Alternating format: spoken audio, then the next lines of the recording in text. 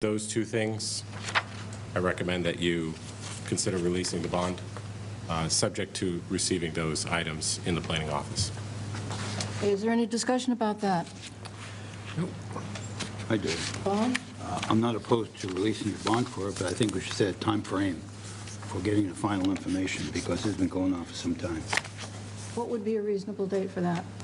Would you be okay with 30 days? That's fine with me. Or before. If it's released, then the money bill will be, okay. How about 30 days from today to receive those documents and then to Or 2 sign weeks. off? 2 weeks is fine. They should be able to get those in by then. I'm not trying to hold him up. It's just, Up to the board. Let's give it the 30 days in case there's something goes wrong with getting the modified plan, just so that there's a little bit of extra time there. It won't hurt anything. And with that understanding, that the plans will be modified and certified, all in favor? Aye. Motion. Oh, sorry. Sounded like a motion. Go ahead. Okay. I move that we accept the request for release of bond for Faith's Way. We need to receive within 30 days documents necessary. And I also move as part of that, that our town planner is certified that everything has been received and signed off on it as administrative. Is there a second? Second. All in favor? Aye. Done. Okay, John can come back. Next, we have a request for a release of a covenant on Clam Lane. Ed? Thank you, Madam Chair. Once again, but similar, but not quite the same, this applicant is requesting a release of covenant for the 5-lot subdivision, also known as Clam Lane. You may be familiar with this subdivision. It was approved in 1973. I unfortunately was not alive at that time. Rub it in, Jed. However, the covenant was never signed in '73. It was actually endorsed. The covenant was signed in 1982. The plan was officially endorsed in 1983. These construction plans have been provided.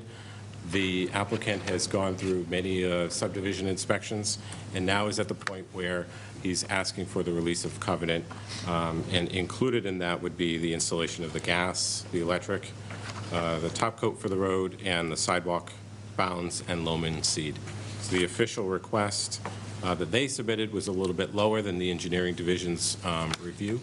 So the engineering division requests the covenant be, or the release, apologies, that the bond be for $206,000. So you release the covenant in lieu of the bond.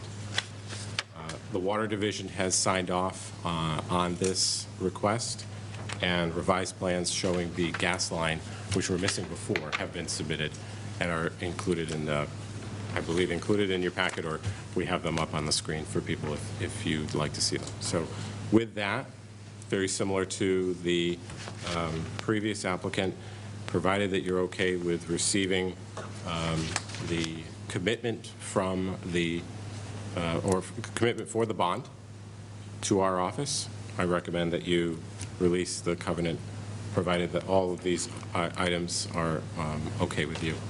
What changed from this morning to this to now? It was going to be withdrawn as of this morning. Something was missing. What has come in? It was the revised plans. We got revised plans in that show the gas line, and I can show them to you if you'd like to see them. The gas line was missing on the revised, on those plans initially, and so we had those submitted. And the Water Department, I spoke to the Water Department to just firm up exactly what their concern was, and they have worked out a situation with the applicant that if a situation arises where they need to go in and dig up the water line, they'll do that, and it will be on the applicant to repair that situation. And that will be the bond that takes care of that? The bond will actually only take care of the gas, electric, road top coat, sidewalk, bounds, and loam and seeding. The bond would not cover the water. That would be on the applicant if a situation were to arise. And the bond would be in the amount that the engineering department asked? Yes. Yes, ma'am. Yeah. Okay. The engineering review is included in your packet as well as all of the estimates provided by the applicant. Any questions, discussion? I just have a question. I'm a little confused. Which amount are we going to be voting for? The The 156 or the 206,000. 206. We Okay. rounded it up a little bit because it's $30 shy. Okay. Not quite. All right, thank you. Okay, if we could have a motion to that effect. Okay, I move that we accept the release of covenant on Clam Lane in lieu of a bond for $206,000, and again, to allow JED administrative approval. Second. Second, all in favor? Aye. Done.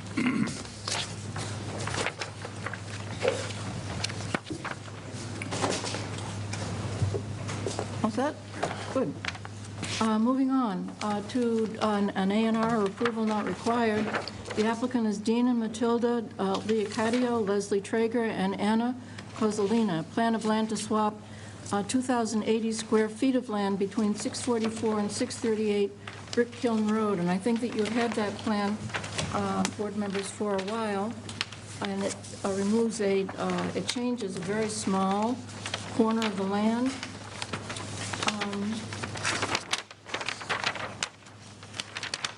Maura, were you going to speak on this?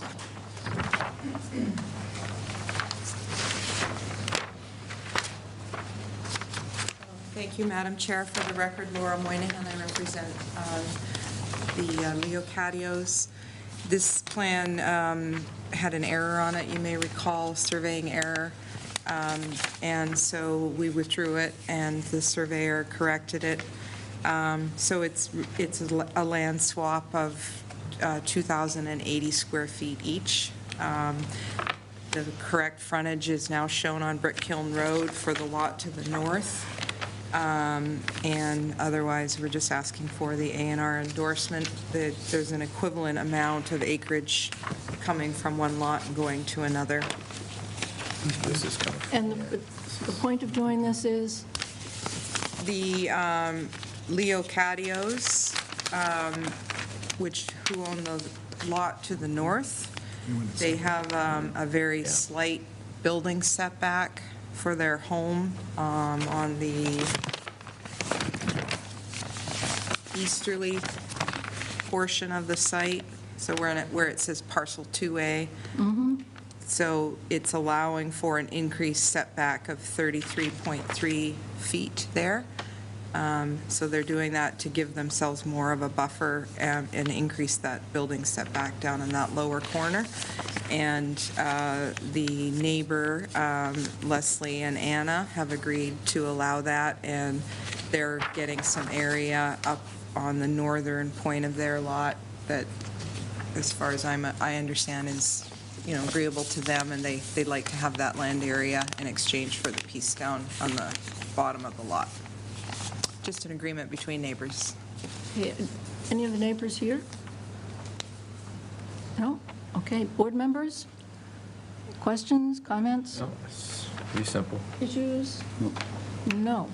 Okay, I move that we endorse the approval not required plan for Dean and Matilda Leocadio, Leslie Traeger, and Anna Kozolina for a plan to swap 2,080 square feet of land between 644 and 638 Brick Hill Road.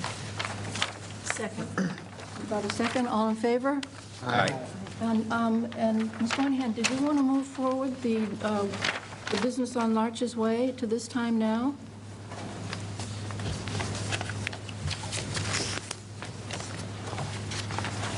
Yes, thank you. If the board is agreeable to taking that withdrawal request out of order, that would be much appreciated. Thank you, Madam Chair. We need to vote.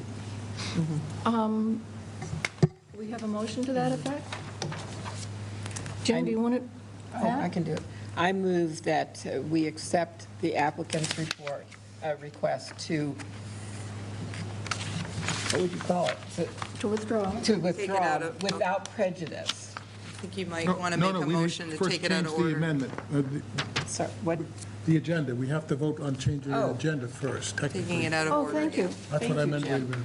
Oh, okay. We Okay. do that vote, then we do the second vote. Two Okay. votes necessary. Okay, so. I your move that we motion take is- it out of order. You can I'll second second that. Okay. All in favor of out of order? Aye. Now, Okay.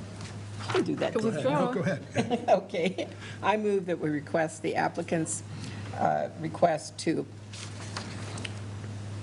withdraw without prejudice the Larches Way subdivision plan.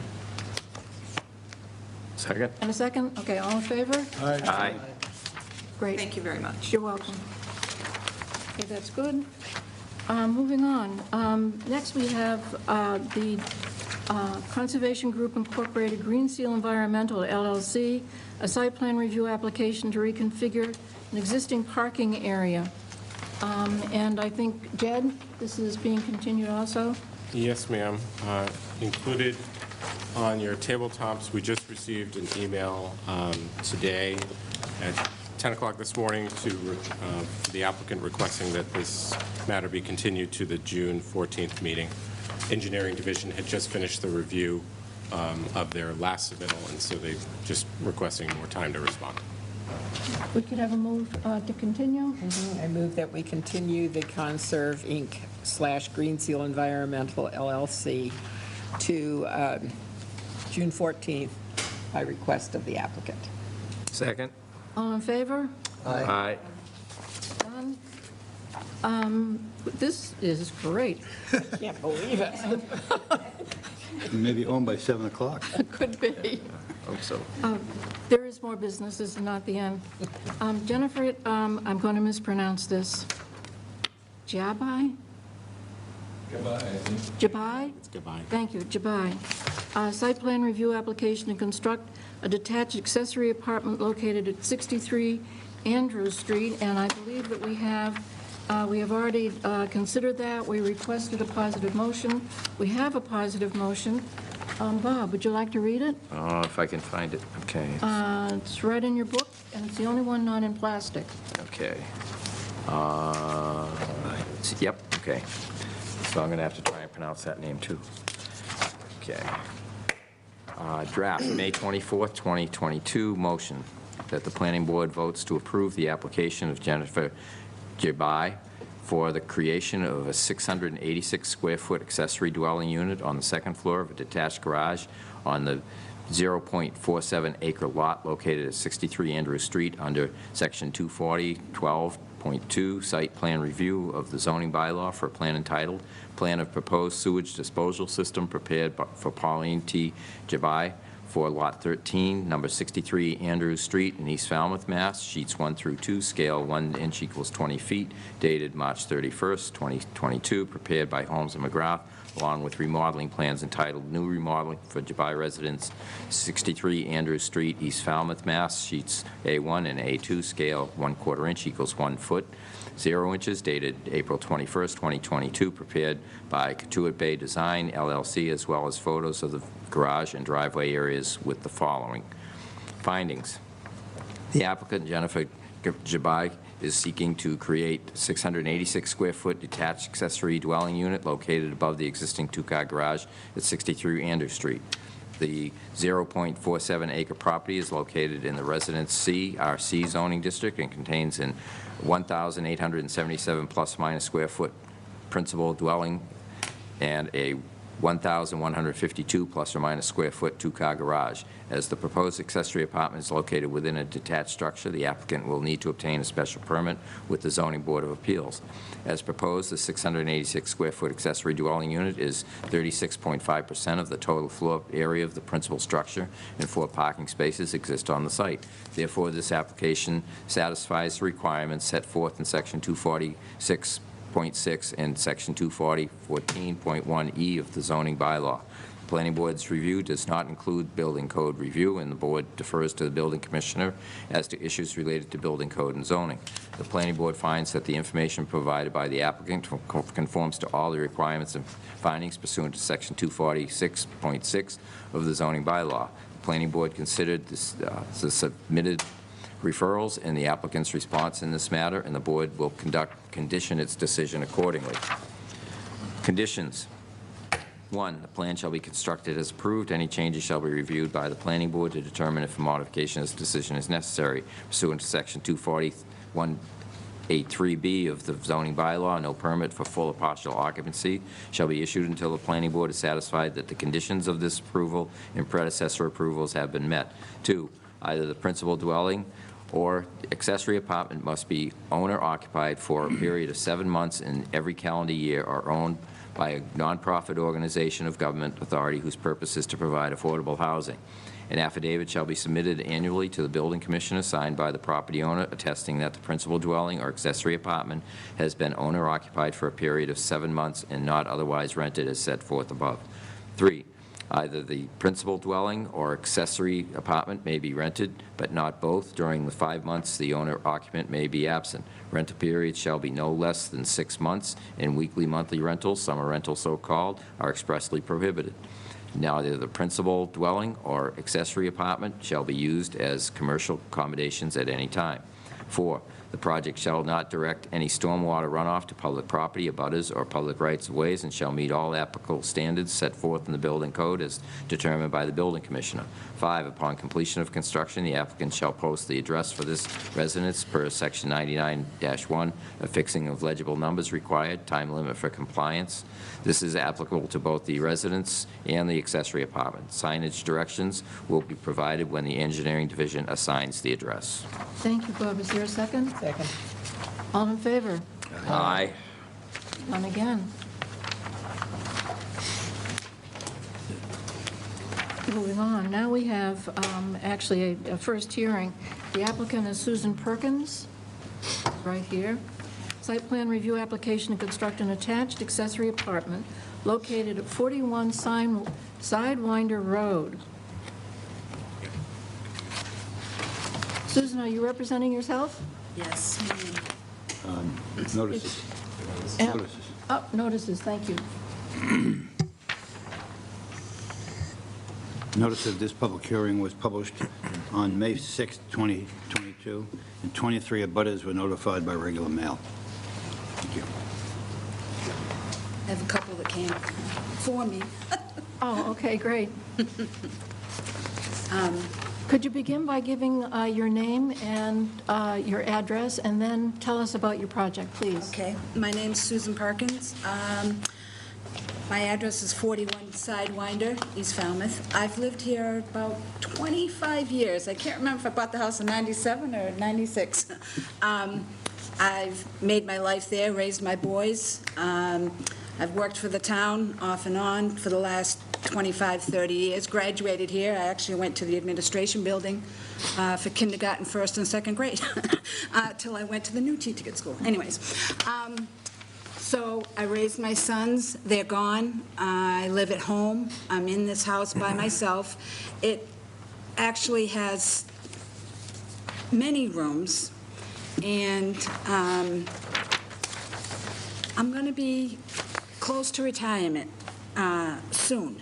I'll be 63 next month, and I'm looking forward to maybe easing up the stress of that. I don't know about where you're with public pay, but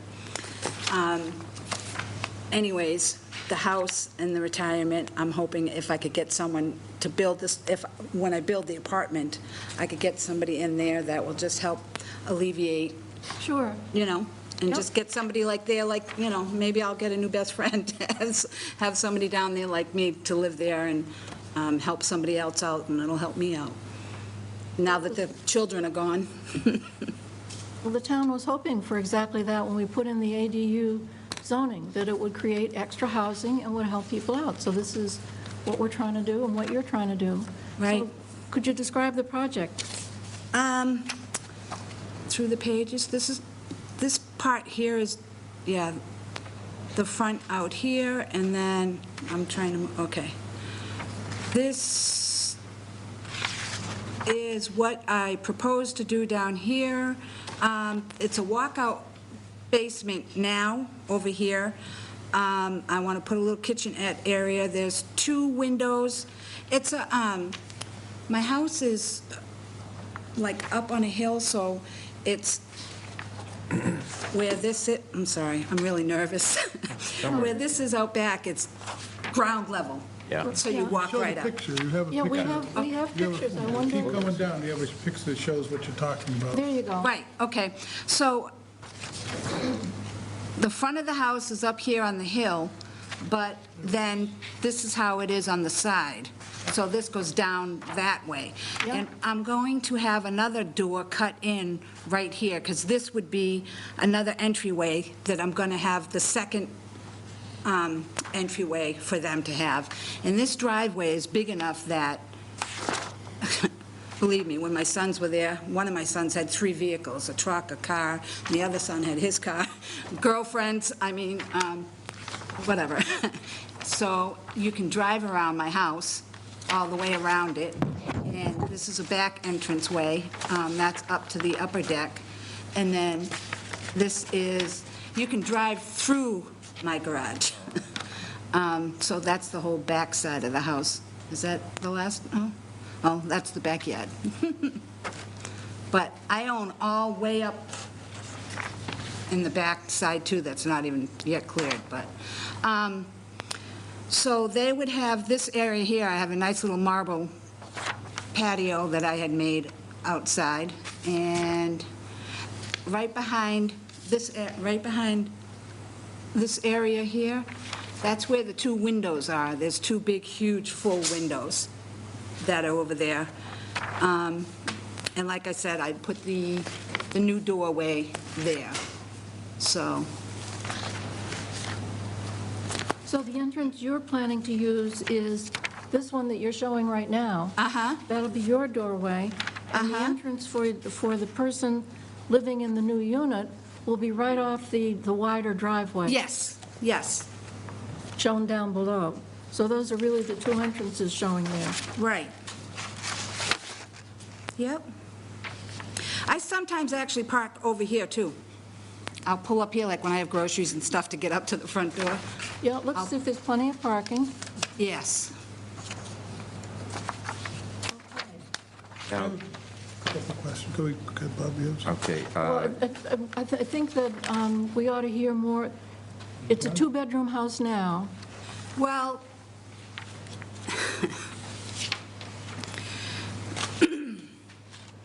I guess you could call it that, but I'm renovating, since, like I said, the boys have left, and actually renovating the sons are gone, so one I am actually doing over right now. I should have sent you pictures. Redoing, making it into my office, and the other one I'm going to make into a den, so I'll just squish it back down to that. This area in the basement that I have here is existing, except for the kitchen and bathroom. This is all existing. Before I built that addition over there, Yeah? my bedroom was down there. That was my bedroom right here. And my youngest son had his bedroom right here. So I actually had 3 bedrooms. It just wasn't called that. Yeah, so So- just what are you going to name the rooms? Right. So it was just, that was what we had. So, Before we start on the board discussion, did you want to talk about how it meets the requirements for an ADU, the square footage and? Yes, ma'am. So in our analysis, it covers all of the basics. It is a 1-bedroom unit, which the bylaw only allows for 2. It meets the lot size requirement. Minimum requirement is 7,500 square feet, as you know. This is a 29,000 square foot lot. The size of the unit meets the bylaw as well. It's 544 square feet. And it's 38.5% of the principal floor area of the principal dwelling. It provides ample parking, and the design, as you know, the architectural effect is not going to change because it's all in the basement. yeah. She's also, or the applicant, I should say, has met the requirements of the building department, has included 2 forms of egress, has also provided the floor plans on the 1/4-inch scale that they're looking for. The one outstanding item is the number of bedrooms. This property is restricted to 2 bedrooms because of its location within the water Resource Protection District as well as the Coastal Pond Overlay. And I believe the applicant has just addressed the fact that there will only be 2 bedrooms because the accessory apartment will serve as one of those bedrooms. And if you scroll down to perhaps the next, not that one, the one after that, that is an image showing the main house and the addition. The addition has a master suite or a bedroom there. That will be the second bedroom. So all of the bedrooms that were existing in the main floor of the principal dwelling will no longer be bedrooms. Did they change physically in any way other than changing what you're calling the rooms? There is no closet in my office. There's no closet in there anymore. When I had to go to build the addition, I went right down the hall and cut out both closets in the bedrooms anyway, so, yeah. Okay. Now, Board, John, Madam Chair, if I may, we dealt with this the last accessory apartment conversation. In order to satisfy the bedroom not being a bedroom anymore, the building department will look for a cased opening of at least 42 inches. No door. So you won't be able to have a door Okay. for that room. Okay. Meeting that requirement? For the office that I'm doing now? Yes. Okay. Yep. Jim, Well, so that means it'll be limited to 2 bedrooms. Correct. right. I have I think the measurements need to be looked after a little bit.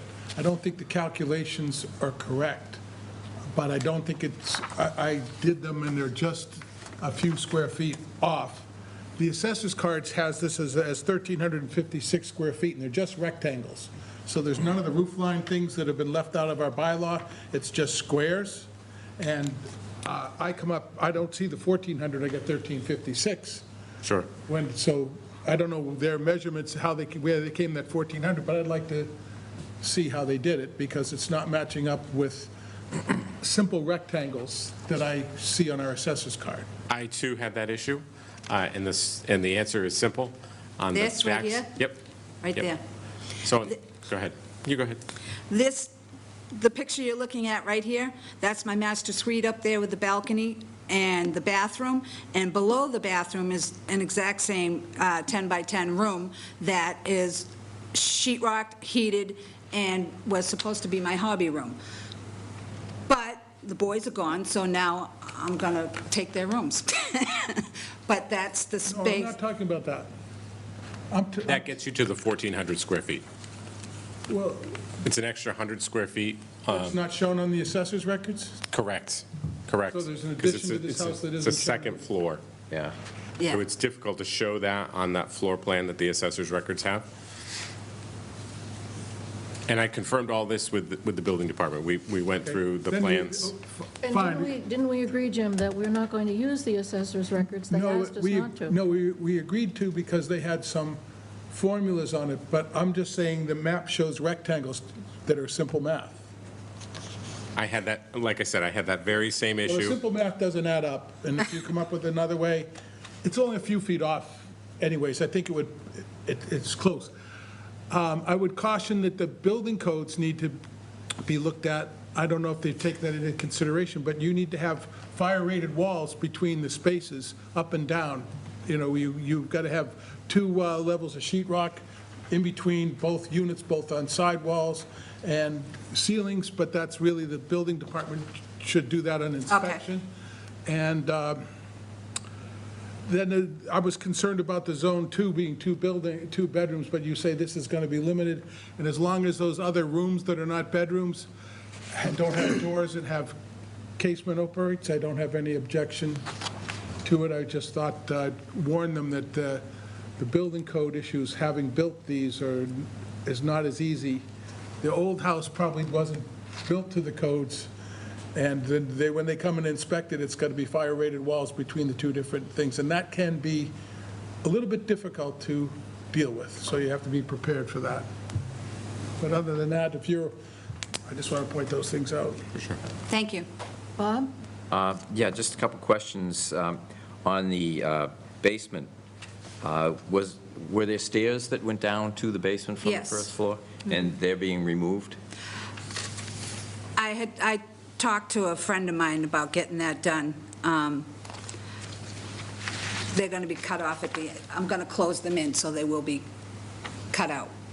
So are you removing the stairs and just going to put a floor to continue the first floor deck? There's a closet there, so it's going to stay Okay. there, so we're just going to cut off the bottom of the stairs. Okay, And then, so that'll be, let me show you, right? Stairs are here. Yeah. And see where it says 3 foot Yeah, here? yeah. The stairs actually come out, the last step comes out to about here. okay, And we're going to just cut them off back to here. Yeah. And then I'll just, probably just sheet rock that up, wall it up. okay, so there'll be a hidden stair 100 years from now, when Yep. somebody opens it up, they'll wonder what that was about. And I noticed that there's a storage area in the upper left, but there is no access from this Right apartment. here. That's your. Right. That's your storage area, so that is not That included. actually will be accessed from that Just from that one? two-floor. Okay. Yep, my side. Okay, and I think that was all I had for questions. The rest of them been answered. John? No questions? No? Pat? Paul? Pam? I just had the same question about the stairs. They'll be sealed in a crypt. Yeah, should make a time capsule out of it. Ooh. I found a bunch of Beanie Babies under the stairs. Maybe they'll go in there with. Susan, did you see the staff report yourself? Have you seen this? No, I have not. Okay, probably you want to do that. We'll share it with you. And normally, we don't vote on something the same night that we hear it. So I hope you're not expecting that tonight, because it won't happen. Are we going to see final plans? I mean, everything's here, it's like, Sketchy. yeah, Right. I would like to see final plans. Well- It was, Oh, go ahead. it was my understanding that you allowed these type of sketches to be provided to you. But If- they're not even, we're going on verbal representations, not even on what's on the Excuse me, sketch. I'm not sure we're all seeing it in the same way. As I look at these, because I Talk do... about stairwells got to be changed, not things on the plan that aren't there. I thought she was describing things that are not on the plan that she's going to do. Only because you asked me.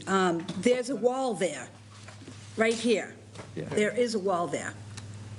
That's what that means. I just hadn't figured out what kind of, didn't realize double sheetrock or whatever, so Yeah, I mean, that's a building. I have to commissioner talk, thing. I have to speak with I'm acting as my own contractor, so I will be asking questions myself. I'm sorry, I'm not prepared to answer that. So what Immediate. we're seeing is what's going to What's going to be there? be there. Yes. Okay, I misunderstood. I thought she was making changes. No. No, she was just no. explaining. Because we No, don't sir. force homeowners Nerves. into hiring a professional to draw up the plans unless it's absolutely What necessary. about the changes in the main house? Have they shown on a plan, or are they just what she's relaying Is- verbally to us? No changes. There are no changes. The changes are Casement To the downstairs. openings, to the door openings. Yes, yes. I'm confused. You're right, you're right.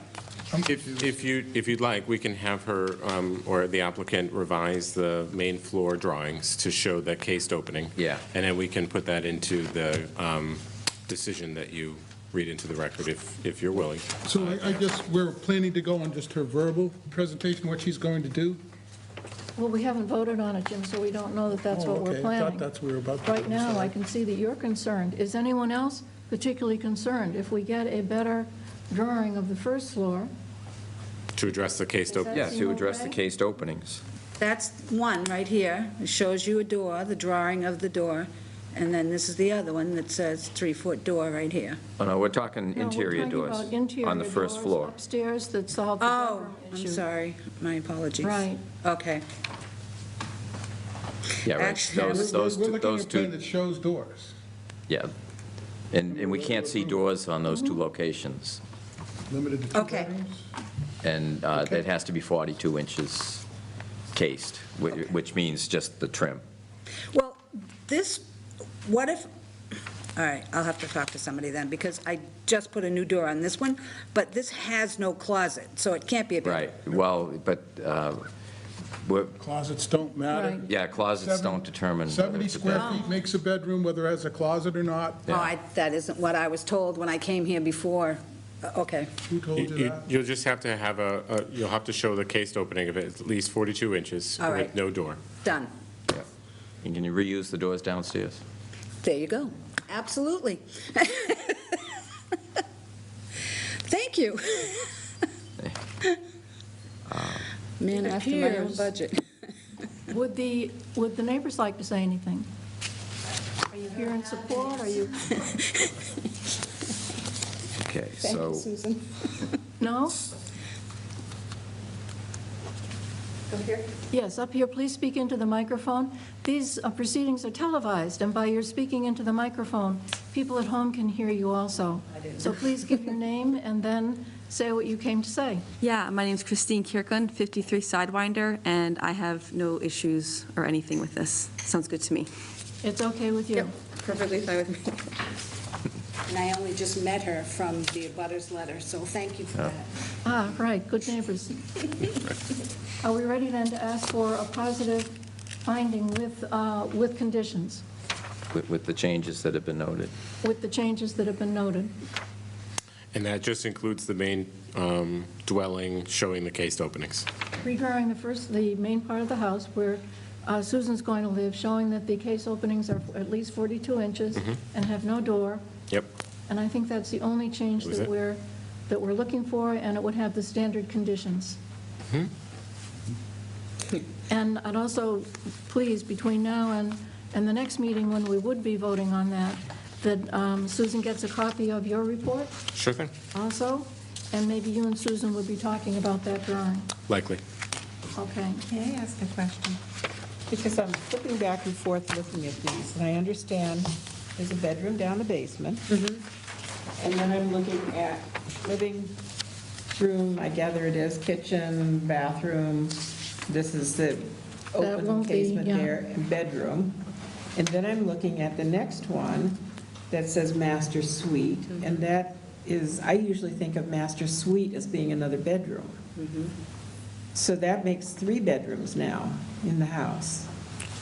But that's what the 42-inch casement on that wall, Where? too. So the one that's labeled bedroom there, that's going to have a 42-inch cased I'm opening. going to take it right off and just widen And then it. the and have other one above that is a 42, so there'll be 2 rooms with 42-inch 42. cased openings. Nobody lives there but me, and whoever I can get to move in downstairs.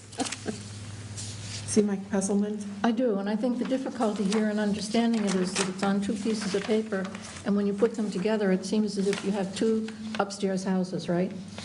And as you You have count, to go up a few steps to Yeah. get to the master suite. It's above the garage here.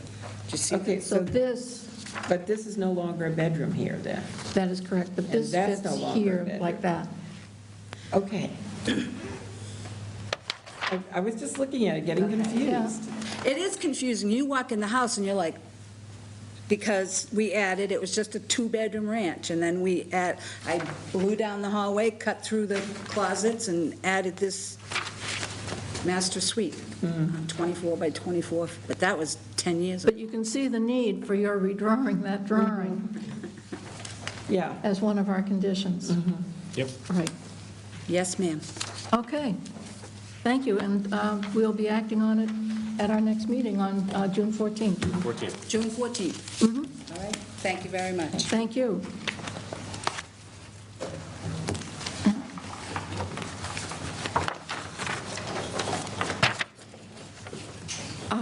Let's see, we did Larches Way already, and here, our final applicant for tonight, Neto Politi, continued. That, did you want to speak to that? That has been withdrawn also? Well, These from, for clarification, Madam Chair, we received yesterday a letter from the applicant asking for a continuance to the June 14th meeting. They are just going to be responding to some of the comments from the building department and the planning department related to their special permit application. So they're simply asking for a continuance to June 14th. Okay. So I Pat? move that we accept the request of the applicant to continue to June 14th. I'll second. All in favor? Aye. So we'll hear from them on the 14th. Okay, now, Mr. Brown from the Select Board is here. At his request, he wanted to come speak to us about East Falmouth and the sewers. Just an over there. idea, and I'm not here representing the Select Board. I haven't brought this up with them, and I thought I would start with you folks and the Water Quality Management Committee first, just to throw this idea out and see if anybody thinks it might be worth considering. So, you know, our sewer planning has been going from west to east in a gradual manner, and I believe the next section is going to be T-Ticket Path area, and then in a few more years, we'll go down Shorewood Drive and Acapesket area. And I believe that the planning for the sewer will stop at the end of those roads when we serve those areas. But it occurred to me recently that we might be missing an opportunity for our next phase of sewering, maybe the Acapesket section. Maybe we should consider running the sewer line through the East Falmouth Village where the business district is, and give ourselves an opportunity to rezone that and maximize that with a redevelopment zoning of some kind. I don't know if it'll be the same thing you did downtown, or maybe there'll be some modifications. But I just wanted to throw that out there and see if you folks think that might be something worth considering. I know the Water Quality Management Committee was a little kind of surprised that after all these years of planning to come up with this idea, but I think that the shortage of affordable housing we have right now is kind of making me think that we need to try to accelerate that business zone a little bit, because it could offer us an opportunity to do some bigger projects, maybe higher density, and, you know, maybe a more meaningful redevelopment zone than, you know, if we had to rely on traditional sewering. And the East Falmouth area seems to be ripe for redevelopment, so it seems like something's likely to happen out there soon anyway. So this could be incorporated in the next maybe 3 to 5 years if possible. It would take more discharge capacity. I think the capacity that we have at the filtration beds now will really only handle what we have on Main Street and the T-Ticket Path area, but we're going to be looking for more discharge, whether it's an outfall or some other land-based, you know, the Allen parcel, whatever. So either way, we're going to need more discharge.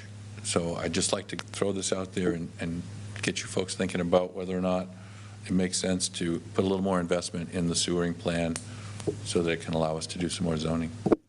No, do you have any idea what the size of that investment would be? I haven't, It's hard for me to no, think about. I haven't. I just threw it out to the Water Quality Management Committee a couple of weeks ago, and I'm just throwing it out here just to get the ball rolling, because it hasn't been part of our planning, but I wonder if maybe it should be. Get reactions. Is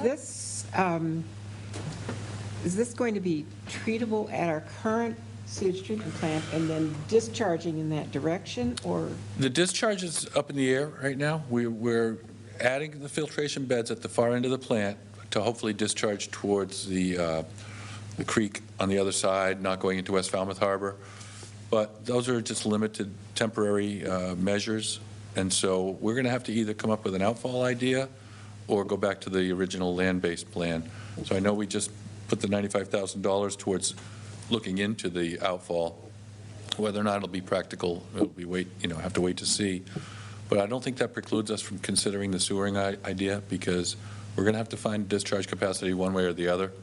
We already have the Allen parcel pretty much figured out, so if the outfall doesn't work, we can fall back to the Allen parcel for our next phase. I've always been opposed to outfall. I think you know that. But I prefer to do land-based treatment. Mm-hmm. But does that, when you talk about the Allen parcel, does that mean another treatment plant? That's what I was No, trying to- we're adding a sequencing batch reactor to our plant now to increase our capacity. So we have, I believe we have 2 there now, and we're adding a 3rd. Okay. And that's what we just spent that $1.7 million to redesign that sewer plant to increase the capacity.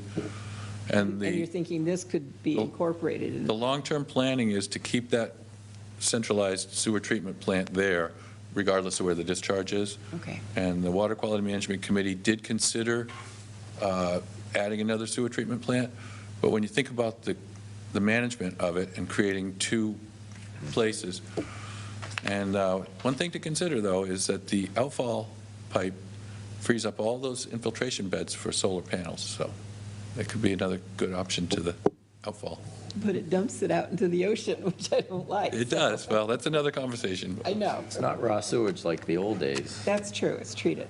And the outfall Right. pipe, I was pretty much opposed to the one in Cape Cod Bay, but there really hasn't been any ramifications from My- it. The old days of problem- Winthrop. Yeah, I know, that's what I My grew up problem with. with it, Bob, is that we're a sole source aquifer, and when we dump our Yeah. water out to sea, we're not replenishing it. Yeah. We're Yeah, throwing it out to sea, so that we're already experiencing some low water levels.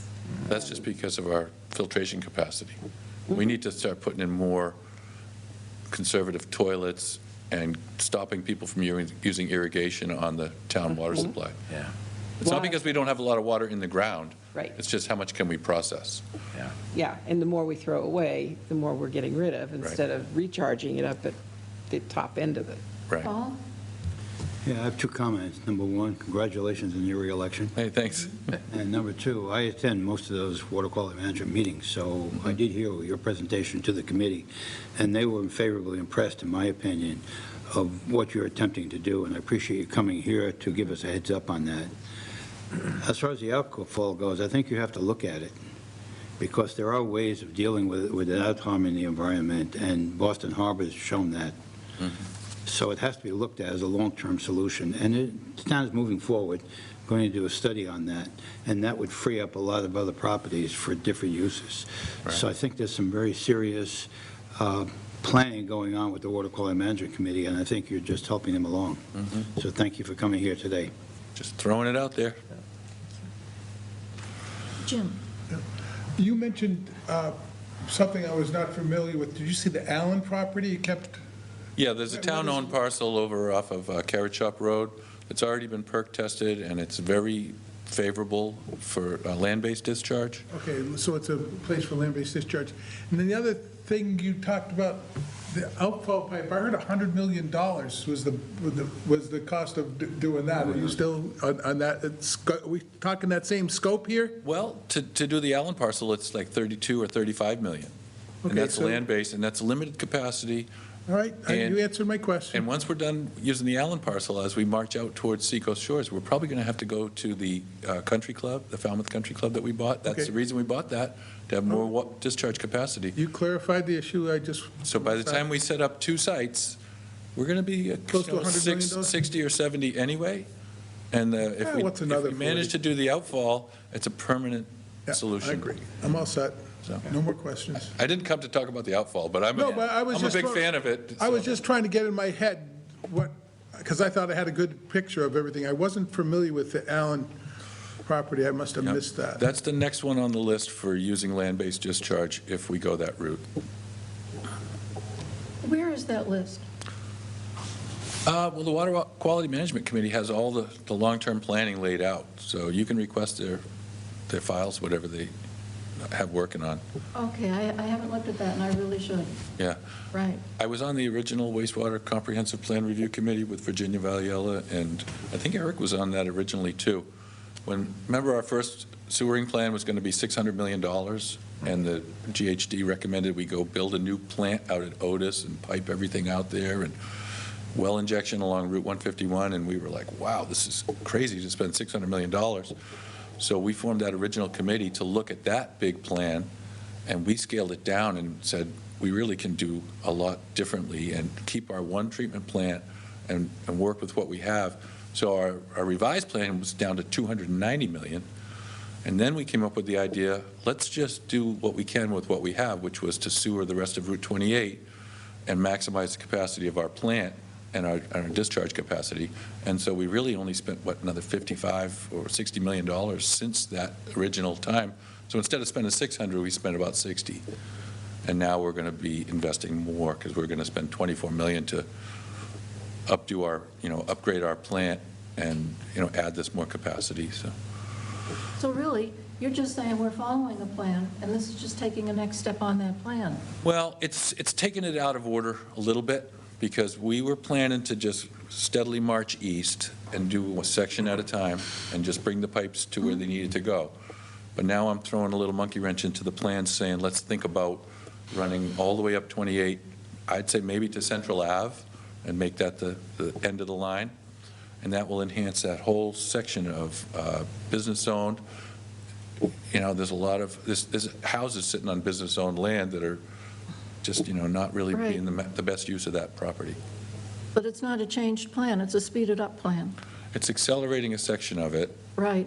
so just because of this affordable housing crisis, and it's not getting any better. And no matter how much we try with the limited options that we have, I mean, once your plan with Davis Straits kicks in the multifamily zone, we'll start to get ahead of it, but that's going to take a little bit of time. And I think if we add that kind of thinking in East Falmouth, then we might get a good grip on it. I was just going to ask about, does the new, I'm going to use Mr. Cod, because I can't think of the right term, but does any of that, does Mr. Cod affect any of this property in the East Falmouth Village at this time? No, we voted. Because the amendment that was put on by, Right. because it's not on the sewer, it because- eliminated. And I think that was the reason why that was brought back, so that the Okay. town would be successful Okay. and not be dragged down by, the Okay. mix. So, so then we would have to rezone it, and you're saying if we looked at business redevelopment, it might do Might something be. with that? I'll leave that to or- you folks Or to should we go? decide. I don't think we have we'd to have to rezone rezone it. it. No? I think the way it was worded is if it's not on the sewer, it doesn't count. I think if it goes on the sewer, it would count. I thought that's the way the Right. amendment was written. Yeah. So it automatically, if it was sewered, it would be eligible. I thought that's what it Probably was. is, Yeah. right, yeah. So what I'm getting at is, do we need to jump and do something before this takes effect? If this does go forward with your plan, do we need to do something as far as zoning? Only if you don't want Mr. Cod-type zoning out in East Falmouth, if you think that something else would apply out there. But that's why I'm throwing this out there to you folks, to We had give initially thought to hoped that. that it was. would, that it We would. put it on B2, and it was amended on Yeah. town meeting floor. Right. To eliminate the areas that only restricted to the sewer was the amendment. And so that cut out all of East Falmouth. Right, Yeah. and the Highfield area. And, too. yeah, Yeah. And I don't argue with that, it's good thinking. I mean, you want to put the development where the sewers are, but, so maybe we should put the sewers where we need the We development. need the development, yeah. So in effect, we've already done what we can do, other Right. than I say that guess we're that's in true. favor of it. If you feel that that same zoning is appropriate for East Falmouth, Well, yeah, it's what we you've had already done wanted. your It's work. what we proposed, and it was cut back by town meeting, you'll recall from the floor. Right. That it would go only where it already was sewered, and Mm-hmm. the rest would be included once it was sewered. Okay, So I'm trying to think what we need to do other than. guess you don't, Right, we've done, we're ahead right? at the moment, yeah. Mm-hmm. It'd be good, it's really feasibility about the taxing and money. Mm-hmm. Yeah, Yeah, that's the select board that you figure out how just, we're going to pay for it, right, that's on you, right? yeah. Take up a collection. Madam Chair, if I may? Yes. Oh, sorry. Go ahead.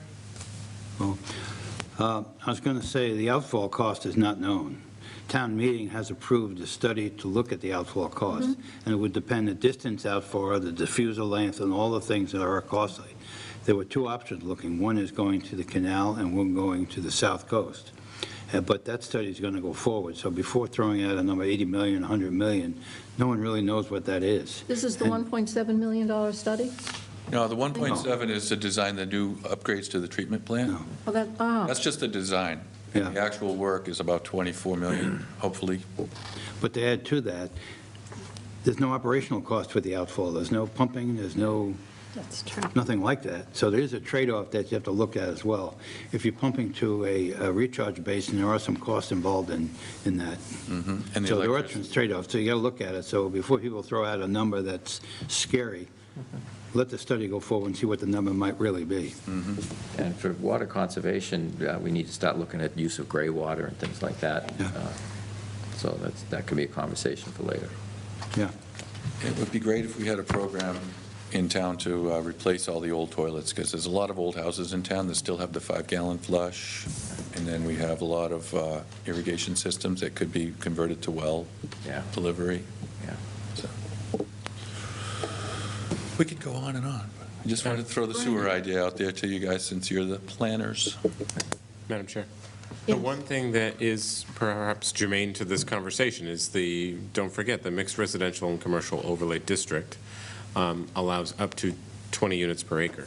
So if that type of density is not something that you'd want to see in East Falmouth, then perhaps there is a conversation about how you might want to tailor the zoning, or perhaps create a sub-district of the Mr. Cod overlay to allow for perhaps less dense development in that area. So it's not necessarily a, you've done your job, but think about that type of density and whether or not you'd want to see that type of thing out in East Falmouth. So We thought we something to had think. looked at it when we were, when we asked for what Yeah, we we were asked ready to for. do it when we passed the But you're bylaw. quite right, it could, in a way, we've been given extra time to think that through. Something to sleep on, Might arrive at the same conclusion, perhaps. because in fact, the amount of land up there that's actually B2 land, pretty limited. And in my opinion, the math doesn't work if you don't have the right density. So going from 6 to 10 doesn't, when you make 25% of them have to be affordable, the math doesn't work. We needed, the 20 was a number that works mathematically, that actually makes the return work, so to encourage the landowners to develop with their own money as opposed to using public money. So I think that's how I got to that 20 units per acre. John? So I think that we should support this Yeah. idea wholeheartedly, but also, at some point, we should reconsider our mixed residential commercial overlay district and maybe go back to town meeting again. It only didn't pass by one vote, so it was very close. It wasn't just for East Falmouth, it was for North Falmouth and West Falmouth. We're trying to get the business zones to support housing also. So, but it's a great idea if the sewer's going to get to Acapesca Road, why not extend it right out to Central Ave? Yeah. And what I've seen from the water quality meetings is that when they do sewer down Davisville Road, they're only going to go part of the way down, and the same with Central Ave, because Bourne's Pond's going to be widened double width, which will help flush out Bourne's Pond immensely. It's already in the works to be done, so the whole of Davisville and the whole of Central Ave do not need to be sewered. And then the final path is to get out to McQuaid Bay. But in the meantime, if we can do something to support the sewer being extended to Central Ave, I think it'd be a fabulous idea. And just one other thing, my understanding of the sewering has been that it's being done in stages in a way that it doesn't cost the Falmouth taxpayer additional money.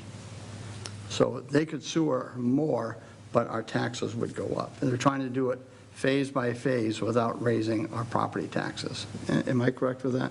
Without overburdening our debt ceiling, so to speak. Maybe that's a better way of saying it. We have a lot of major projects, like we're finishing up paying off the high school in the very near future, and a lot of the large stuff that we've been doing has these limited, 20-year lifespans of debt. Windows of opportunity. Windows of opportunity, exactly, Peter Boyer. And so those things, that's all still in play, and we're still trying to manage the long-term budget that way. And that's why this is a little bit of a curveball to add this extra expense into that budget. It's not in the budget now to do this extra main line running up there, but I'm just trying to push the idea to. It'd be a lot less expensive to do it sooner than later. Yeah. Yeah, that, and also, the sooner we can get it in, the sooner we can consider higher density and increased opportunities for affordable housing, which Agreed. we're talking about it, so we need to. But I think we should approach it both ways. Go back to town meeting at some point, see if we can get our bylaw passed that we proposed. And at some point, the sewer will get out there also and support it even more. Okay, we probably have to do that extra step, but right now, would a vote help on support for this, or just as an expression of support? I'll leave you up to you. I just wanted to make you aware that I was just trying to start the conversation, and if there was anything, it sounds like what you just explained, the fact that your planning is probably already set up for it, but to Jed's comment, if you want to scale it back a little. Well, our planning was Just give it restricted some just thought. to the business zones. Right. Which wouldn't cover all the houses you're talking about that are sitting on probable business zones. No, he said they were business owned. He didn't say probable. There He are said they some. were. There are some, Or some. Yes. but there are others that are not. Eleanor, did you want to say something? Well, I'm here to learn, thank you. Ah, okay. So maybe, just give it some thought, and maybe it's not just what's business zone. Maybe that whole stretch might be considered for redevelopment, the way you did East Main Street. That would be a huge character change. Yeah, just as a historical aside, and I don't know how many years in the past this is, but there was huge opposition to getting even one sewer plant in here because, oh my gosh, now you're going to see high rises, and you're going to see overcrowding. That was what was used to fight the whole concept of putting a sewer in here originally. Well, there's been that thinking in Falmouth for a long time, Yeah. is let's try to slow things down. Let's try to stop development by making it difficult, make them go away. Doug, I'm not saying I was Doesn't really for work. that. That was the It just- argument historically. It creates a housing problem, too. I mean, we, as a group, we've always said the housing belongs on the main road where there's public transportation, Right? and that's where it needs to be. I mean, the long-range plan, then the only other linkage, as soon as you put the sewer there, that's the safest, that's Exactly. where it should be. That's where it should be. And it's a lot cheaper putting it there, and especially in the areas that are already developed, and we're just redeveloping. That's another thing our local comprehensive plan has always said. They're not looking to rezone areas and change things, we're looking to redevelop areas that are already developed. Yeah. And this falls in line with all that long-range planning we've done for a long time. Well, to do Actually, a that's- sewer economically, you have to have the density. Yeah. Yeah. Right. That's a nice segue into our next topic, actually, which is discussing how to update our local comprehensive plan, for which we hope for the select board help, really, that we would be able to work together on it in the formation of the committees and agreeing on a timeline and so forth. So if you wanted to stay for that part, that would be good. Okay. You could carry that back with you, but I think John's suggestion that we give an expression of our support and realize ourselves that we're going to have to go back at some point to get further approval for our own plan. Okay. Thank you for coming. Thanks, Doug. As Paul said, we're grateful to you. Okay, on the local Let me just comprehensive make plan. a comment there. In the late 50s, there was a lot of issues downtown with sewer. Shiverick's Pond was really in bad shape. They used to smell the odors of the sewer up in the top floor of the school. And then they developed the downtown sewer system. Not only helped Shiverick's Pond, but it began the sewer system program here in Falmouth. But that was opposed for a great deal in the mid-50s, and finally they built that. Made a big difference downtown. Could I also just say, before we move on to this, about Doug and the planning board, unless it's changed, Doug is our official liaison person to the select board and watches our meetings on TV, and now he's actually here in person, but he's usually here because he's watching and listening. So when we want to connect with them, with the select board, intentionally, that's out, right there. I'm going to include this in my report to them at our next meeting. Oh, okay, great, and that we supported it, yeah. Okay, Jed? Well, thank you, Madam Chair. As you instructed or requested at your last meeting, I put together a very brief presentation for the local comprehensive plan. And the intent tonight was to cover both the differences between the local comprehensive plan and the master plan, as well as to give you an idea of what a draft timeline might look like. I just want to highlight on this slide, there are two sources of information. We'll start off with that conversation about the difference between the LCP and the master plan. And those two sources of information come from, one, the Cape Cod Commission. They have regulations as to what is supposed to be included in a LCP, as well as Mass General Law that outlines the sections that are required for a master plan. So very simply, the local comprehensive plan has 6 main elements, we'll call them chapters or sections, that are outlined in the regulations produced by the Cape Cod Commission, and you can see them on the screen.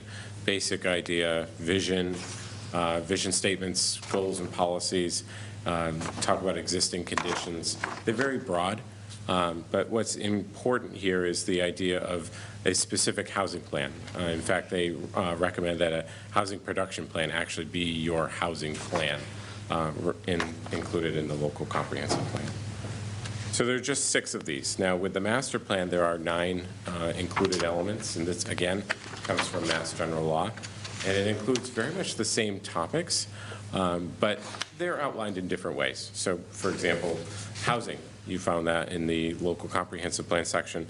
However, it doesn't call out the idea of economic development or natural and cultural resources, transportation or circulation. Those are simply hidden within other elements, such as the capital facilities plan and your action plan, which is sort of your implementation, which if I could go back and sort of stop going back and forth here, but that would be your implementation chapter of your master plan. So the main difference, or the main sentiment here, is that they're really the same things. One calls them out in different ways, but I think that if you were to consider updating your local comprehensive plan, it would be wise to merge those two requirements together and make something that not only satisfies the Cape Cod Commission, but also satisfies Mass General Law in terms of what a larger master plan is. This slide is an example from Mashpee. They're actually working on their local comprehensive plan as we speak. And so, as you can see on this slide, they're doing it within a year, give or take. So the beginning of that process is really gathering all of their needed information, the data that they need to roll out to the public, probably putting together a lot of maps, and then rolling all that out and asking for the public's opinion on, their vision for the town. It's a long-range plan, looks out 10 to 15 years. Then they'll start putting together that implementation plan and then finalizing the document. But as you can see, they've condensed it quite a bit. I encourage you to look at the planmashpee.com, I think it is, website. There's an awful lot of information there. But there's also an opportunity for the public to participate just through the website, subscribe to events and whatnot. So that is essentially the extent of my presentation, because I wanted to allow for you folks to be able to talk about it informally and ask me any questions, but have a conversation about, is the updated local comprehensive plan something that you want to try to take on? Or do you want to have a more thorough conversation about what it includes now and how you might move forward? So with that, Could I just add that Jed and Pat and I, Pat is the chair of the ongoing, as far as I know, LCP process that did the plan that we have now and has done updates for it. We got together this past week in order to see how we could meet the Cape Cod Commission's requirement that we get an approved, a certified plan. We had the plan. They said it was fine. They actually used it as part of their thinking for what they put out subsequently, but we never got the formal approval. So that we really need to do that step. So we have sort of a need to be moving on this, and assumed that we would be moving on it, and met with Jed to talk with him about how we were going to do that. And the way we've understood it is not that we're mashing two things together. Because we have a regional overlord in the Cape Cod Commission, their requirements for a local comprehensive plan for us replaces the need for a state master plan, so that we could now operate under the Cape Cod Commission's rules, and it would satisfy all requirements. Whether or not we used all of the exact components of the master plan, that was up to us locally, working with the Cape Cod Commission. In my own reading of the local comprehensive plan, which I admire for its brevity, for its clarity, it has a lot of good points. The only thing that I hope that we include that we didn't include before, you might have other hopes, is that we have a cultural plan, so that we have a arts and culture here, but all kinds of culture, music, history, all of it, is a big part of Falmouth. And it's Remember quite that true. conversation we had? I do. Yeah. It was about whose culture. Whose culture? It's not the town government's culture, it's the town's culture, but the town has the government. I mean, making a distinction between the two forces you into one of these medieval conversations of angels on the head of a pin. I don't think we need to go there. There is a big cultural element in Falmouth, and we could include something to acknowledge that it's there and to support it. We might not, but I'm just saying that's my pitch on that. But we can get in effect, our table of contents from what we have now, looking at what changes the Cape Cod Commission made, seeing if we need to add anything and agreeing on it. But we really need to come up with, how are we going to do this? Who exactly is going to do the work? And that brings us to our first sticking point. Right now, the planning department is not at full strength. They don't have the assistant planner. That position is posted. The posting is going to close June 10th. June 10th, yep. We hope that there are some really good applicants. We hope the town can move forward on it, that there will be one soon, and that person will be involved. But we're probably also going to need money for some consultants in a couple of ways, because, planning now is not going to be a pile of paper. It's going to be, in effect, a great big website. And that website will be all the plans, so that the summary of it will be the local comprehensive plan, but attached and available through that website would be all the plans we already have, including the wastewater plan, the sewering plan, the transportation plan, the housing plan, the plans that we already have, all in one accessible place, indexed by the local comprehensive plan. That is a big IT job. So we probably need some IT support in addition to the town IT department, which already is overburdened. I think we lost at least some of our last IT staff because they were so burnt out. So that we probably need some consulting help with that. We may need some consulting help with putting together our document in the end and getting it in good graphic order and so forth. So we need some financial support for this, and we'll have an estimate for that that Jed will bring through the budget system and to the select board for this. But we would like to start thinking about who would serve on the planning, the core planning group, and then advisory planning groups around it, and have public hearings that will pull in as many people as possible. And part of this is having our department heads who know more about every element than we do, so that they've been an initial part of all of the planning. They don't find out later that we thought of something out of left field for them. They would help us formulate the initial draft. So that's pretty much as far as we got the other morning. I think the next thing that we would be bringing to you would be a recommendation for that core planning group. So if you have any thoughts about how much you'd really like to work on that. I volunteered to You work did. on it as long as it starts in the fall. I can't do anything this summer. I think that timeline might work out, considering the fact that the planning staff would need to be up to full strength in order to take Right. something on. Yeah. But I haven't really finished my spring gardening, so it's kind of, so, right, it might be fall anyway. Yeah, I think that Yeah. considering the kind of town we are and how people get inundated with people coming to visit, all kinds of things going on in the summer, it's probably going to be a fall timeline. And I'm happy to serve on it.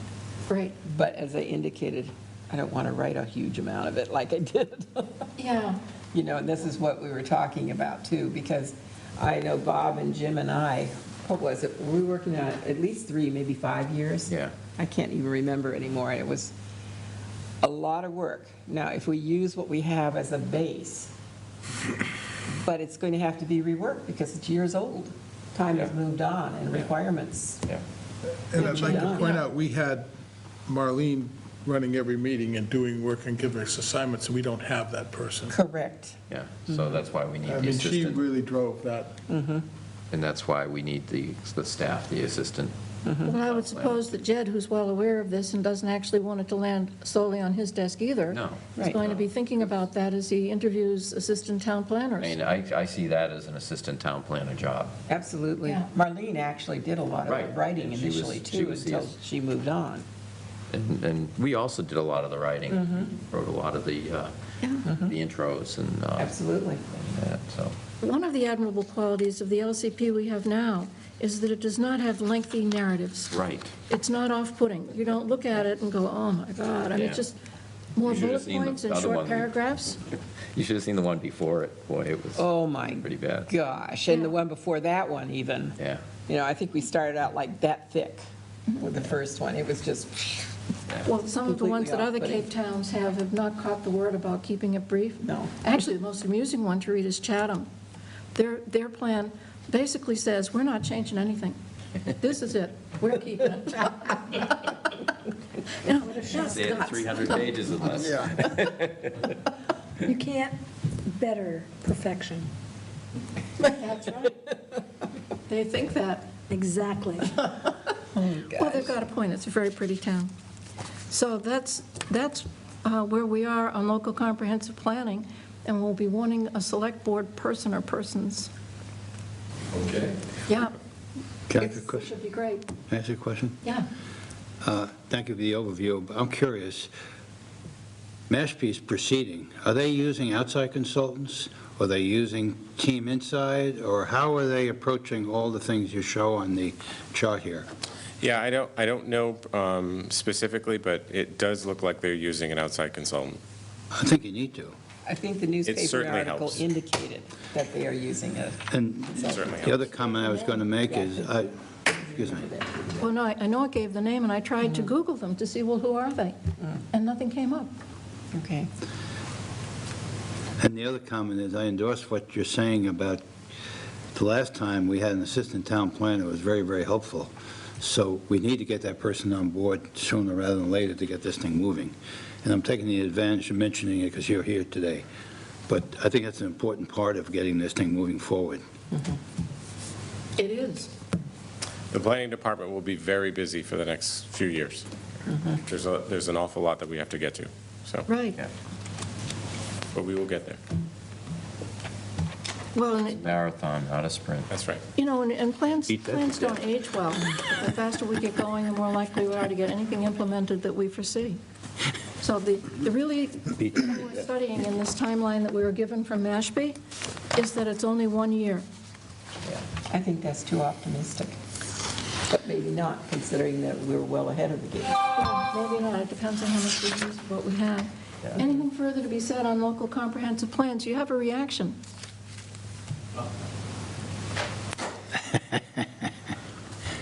You're here, you're here. As long as you're here.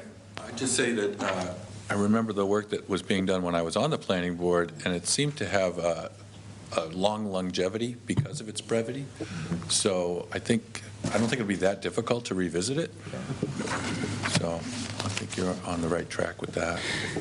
And I think a lot of it was designed to stand the test of time as well, because of its, general terms. Right, it's the action steps that will Yeah. have to be updated, but they're Right. not intended for a long lifespan. Right. Yeah. Okay, great. So we'll This will make, be- The way it was put together is that town meeting only had to vote on the goals and priorities. So that anything about any kind of introductory matter with any of the elements Yeah. or any of the working, And the action items were designed to be town meeting agenda items for, And they could be changed. yeah, yeah. as soon as they're done, we could kick it and put some more in, or add them even without completing some of them. It's a good structure. I prefer to keep that structure. I think it's a very workable structure. so when you've identified what you think you're going to need for consultant, consult with Jed, and he'll put it in the budget, and then we'll try to support it. Great, thank you, and thank you very much for coming. Sure. Yeah, appreciate it. And we need to change the picture of the Appian Way that's on the cover now to Oh, from Falmouth. Yeah, we just put in there because we didn't have an I appropriate. know. And I keep, you know what, every time I take a walk, I keep looking, thinking, should that replace the cover? Well, I sent in, I had the photography club send in a bunch of pictures, and we never got together to pick one. I know. Yeah, but there were some nice ones. There's Yeah. one of West Falmouth, 28A in West Falmouth that was The nice. perspective of that way is that it was looking off into the Yeah, future. right, and that's what this, a couple pictures that, Yeah, and I think that's the kind of thing that we ought to continue to look at for Yeah. the cover. they're probably on a computer somewhere upstairs, Probably. because they were all sent to Corey. Ah, Maybe okay. something with some people in it. So, there is a committee report to make. The Recodification Committee has been meeting. This is Phase 2 of recodification, where we're working on correcting the errors and omissions. That's sort of an ongoing task. Working on a couple of definitions, and then getting started on some of the areas that really need to be rewritten and rethought about. And we began, at the suggestion of the two Bobs, we began on, was it the two Bobs? I think they did suggest it. Bobs. That we work on home-based services or home-based occupations, and have gotten so far with this that we will have, the two Bob, we've had our discussions, they're giving us a draft tomorrow morning, and if the draft is okay with just tweaks, it will be to you on the 14th to take a look at, because remember, piece by piece, we were bringing the pieces back here to see. And our very first step was to say, well, what's the difference? Services, occupation, no real working difference. So you'll be looking at a unified one when that comes. Pat, is there anything else you want to say on the committee? Just that one of the Bob's expertise is agriculture. And Right. we are so woefully out of date with agriculture that he's working on it. And, But we haven't seen it. no, we haven't seen it. And Yeah. because he's a lawyer, we're probably going to try to humanize his language, I think, too. Jim? I was wondering if we could identify the magnitude of the things that have been left out or mistakes in it, because I'm stumbling into them as I go along.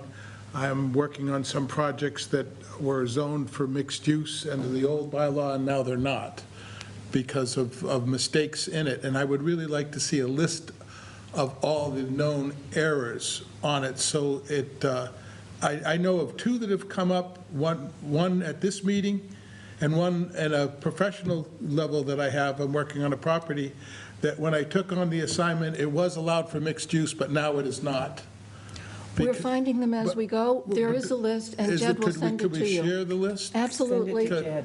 But we're all But adding I'd like to to it. know, I've been stumbled into two, and if they're known, I would prefer to know about them and not find them out accidentally, because I think I know what's in the zoning and it's been changed by a mistake, and I don't know those. If those errors are out there, most importantly is B3 properties are no longer allowed for mixed use, that you can't do it. And I was shocked, especially because I have two of them up for sale, and now I have to tell people that I can't, what I'm proposing and the way I valued it can't be done because their zoning was changed.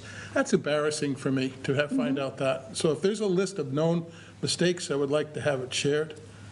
The only reason, if I may, the only reason we haven't shared it to this point is because we're waiting for the Attorney General to finish their review, and then upon their review, put together their information that they may have identified into a full list and bring it to the working group, and then we'll bring it back to the I board. hope you understand, as a practitioner in this business in real estate, and I go on it and I say, this is how we could do it, and I find out that now we can't. I understand. That's embarrassing, considering I've been on the planning board for a long time, and I'm unaware.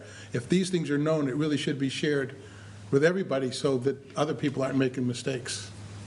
We're Well, I going to think hear it's from the Attorney important. General. I think it's important to note that the bylaw is not a secret. It's out there for anyone to read.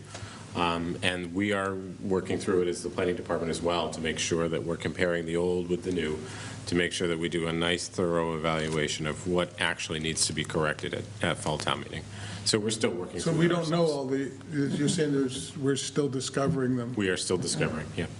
Some of them are minor, so they're references that include a number change. Well, the very local, minor. the accessory bylaw was affected by it. That was a shock to find out. It wasn't a big effect, but, Yep. and now I found out that B3 zoning no longer allows any mixed use because the table was, an N was put in instead of a Y, and now Right. that's a pretty big impact. Absolutely, and we plan to address that through the But board at fall town I meeting. would like to know about them beforehand, so I don't, I think I should, as a member of the board, I think I should know those things. Point made. Could we share that list as it is, even before the Attorney General? We're hearing from the Attorney General early in June. Certainly, Exactly. just keep in mind, it's a working list, so we're constantly adding to it. So we can absolutely share it with the board, but just keep in mind it's It'd be better to know about it than a stumble date into them, stamp. is all I'm saying. Sure. So I was going to ask that same question about how do we address those. Does it all have to go back to town meeting to be fixed? My understanding is not everything. So if it's a minor change, so for example, a reference number that just needs to change from a 2 to a 1, my understanding is the town clerk might be able to make that change and not have to go to town meeting. But for example, with missing language that was Yes or there no? before, that has to go to town meeting to be Because addressed. we did all have meetings prior to issuing the contract, and we said that the intent was to just clean it up, but not change the effect It of was the a mistake. zoning. Right. Yeah. It wasn't So intended. all the It was boards, intended. the zoning board, the planning board, and the Right. select board all, I think we took votes, actually, that was our position. Yeah. So if these are just really typographical errors, it seems like the pre-existing law should still be in effect based on those parameters. But that was my question is, does it really need to go to town meeting, or can we just realize it was a mistake and just put it back to what it was? Right, right. So some of it you can, very minor stuff, but the missing language, or Jim, to your point, the new language that's in the bylaw that indicates that mixed use is not allowed in the business zone, that will likely have to go to town meeting. But we will be seeking town council's recommendation on that to make sure that we are making the right It's just a decisions. typo, because Yeah, because it's they- been streamlined, and the Y in the N, you know, I wouldn't think we'd have to go back And to if- town meeting. Because in effect, what we did is we made major changes to people's property without, Yeah. we told them we weren't going to do it, and then we did it. Right. Completely understand. And again, I think it's important for the public to understand it was not intentional. It was just something that was missed. And so it's inevitable that we're going to miss more. Right. And so maybe there's some sort of policy or some kind of disclaimer that we can put out there and say that as we go forward, we're going to document what the law is now, and if we run into a conflict, the preceding law prevails until there's a new voting. So maybe the town attorney can, Yeah. she just got a new assistant town counsel, so she maybe have some time to look at these things. And maybe there's a policy that we can They're not develop even to. typos, they're scrivener's errors. They shouldn't matter. Right. So again, those would be the minor ones. And I think the easiest one to sort of elaborate on is the accessory apartment, where there's actually missing language. So language that was in the old version didn't make it into the new version. Our understanding is that that type of change and that type of correction When's your event? would need to go to town meeting to just be corrected. But again, we can follow up with the town council. We have no issue doing that, and just making sure. Frank Duffy is actually a member of the working group, and so he's, participating even still. Right, good. We should put it in anyways. Right, sure. Okay, thanks. Thank you. What was that Anything message, else on Jim? codification? That's it. I'm recording everything. No, I That's it. hit a button by mistake. That's it, let's adjourn. Motion to adjourn. Wait, we're almost there, we're almost there. There isn't any general correspondence. Are there any announcements? Paul? Yeah, I'd be remiss if I didn't mention it. Ed Van Kuren passed away 2 weeks ago. He was a military man, worked hard for the town of Falmouth. For years, he was on the zoning board of appeal. He was a wonderful person to work with. Personally, I knew him, and coincidentally, I went to visit him 3 weeks ago and sat in his kitchen. We had a long conversation, and he wouldn't let me leave. He was so happy and engaged and whatnot, and I was really saddened to see about 2 weeks later he'd passed. So I just want to mention that I didn't want to forget about him. Could you please say his name again? Ed Van Kuren. Van Kuren. Yeah, he was on the zoning board of appeal until he passed. Ah, So, it's a loss to the town. Other announcements? Future agenda items? I have an announcement, if I may. You may. As you may remember, the Sunrise Estates subdivision, also known as Pam's Way, you folks allowed for 2 bonus lots Right. to be purchased, or essentially to be purchased, subject to receiving $200,000 each. Both of those lots have sold. Yes. So the Falmouth Affordable Housing Fund was in receipt of $400,000 from those 2 bonus lots. The first lot sold in January, and the second was sold in April. So that's very good news. and how much are they? They're 200,000 each? $200,000 each for each lot, so a total of $400,000. So what's in that fund now? I don't recall, it's in the millions, I know that, but I don't know $7 the million. exact number. About 7 million, yeah. There's a lot can be done with that. Yep. It's a good thing we held out, because they wanted to lower that amount, and Right. we said no, and the market came Yeah. up so they could work. You made us do that. Thank you. And you said it went to the Affordable Housing Fund, That's, yes. because there were some claims on that, at one point in time, so I'm glad it went to the fund itself. Went to the fund. That's it for items? That is it for my announcements. Future agenda item, I do have one. It is? I've spoken to our new housing coordinator, Kim Fish, and she would love to come and be present at the next, well, not the next meeting, but the June 28th meeting, if you would allow her to come and meet all of you. Excellent. Who was it? June 28th. Kim Fish, our new housing coordinator. Right. Yep. She's not new to town hall, but new in her job. And I dropped in to say hello to her today, and she's happy in her job. She reports, which is nice. She even has a window right there. It's really great.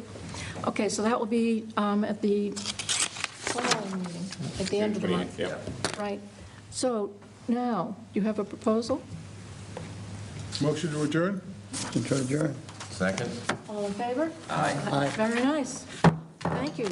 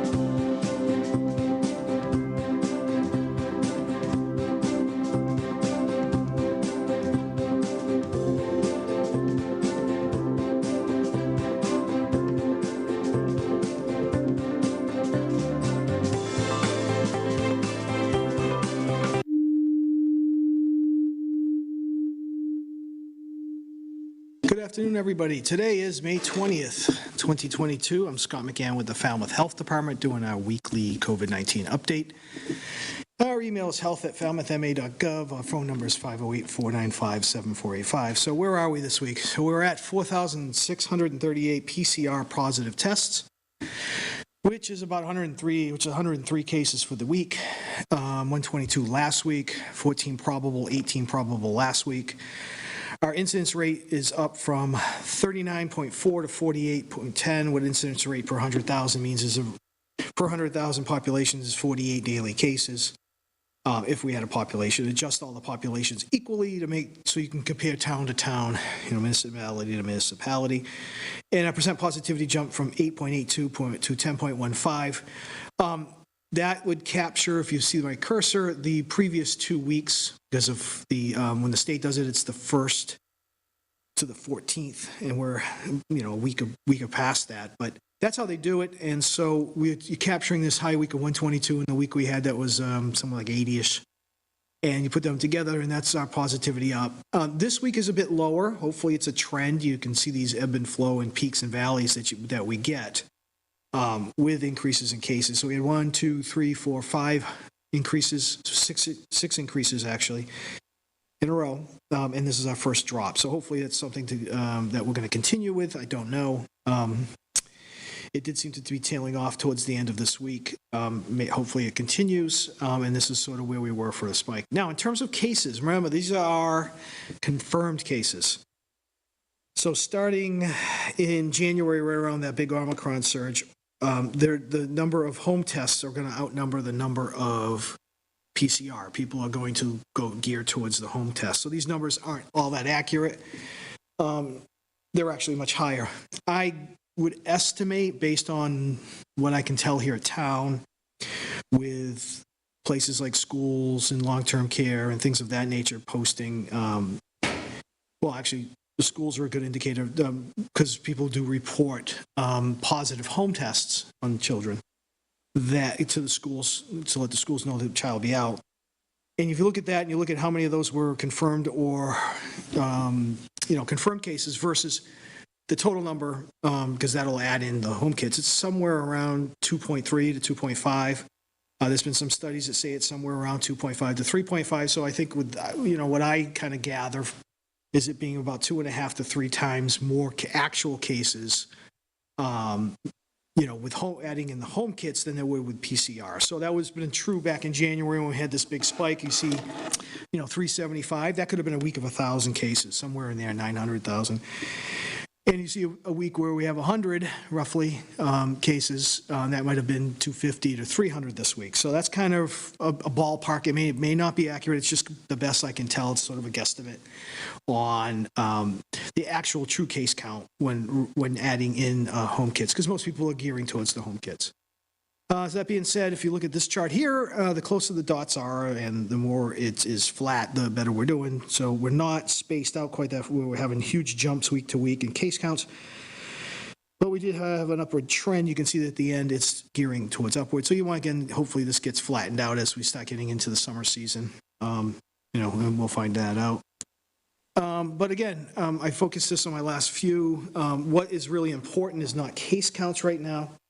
The vast majority of people are doing fine if they've been vaxxed and boosted, with some, a few exceptions, but it's about the severity of the disease. So this is something from the CDC that determines whether you're low, medium, or high. The whole region, pretty much most of the state, New England, in the Northeast is more on the medium to high, if you look at this on the CDC's website. And what determines high is a case rate of over 200 per 100,000 population, okay? So we're at 344, so we're well above 200 at 344. COVID admissions per 100,000 is at 14.1, and you'd have to be less than 10 to stay in the medium. But our percent staffed inpatient beds used by patients with COVID-19 is 4.4. So that's well below. So that means that the hospitals are having cases, not to the point where they're stressing the healthcare system. When you have high case counts, you're generally going to have more hospitalizations. It's not to the same extent that you would see hospitalizations, let's say in these charts, that show January of 2021 being the part where we had the highest burden on the hospitals, and again on January of 2022. And one was mainly because we still just didn't have the vaccine in everybody yet. And even though our case counts might have been 100, we were having these high numbers, even with a total case count of 100. And those case counts were very accurate because they were, only way to find out would have been something I was able to track because there were no home kits. These numbers were accurate in terms of hospitalizations, because hospitalizations are accurate because you're in the hospital for it. It's not a home kit where you got the sniffles or mild cold or a medium-sized cold and not showing on the radar.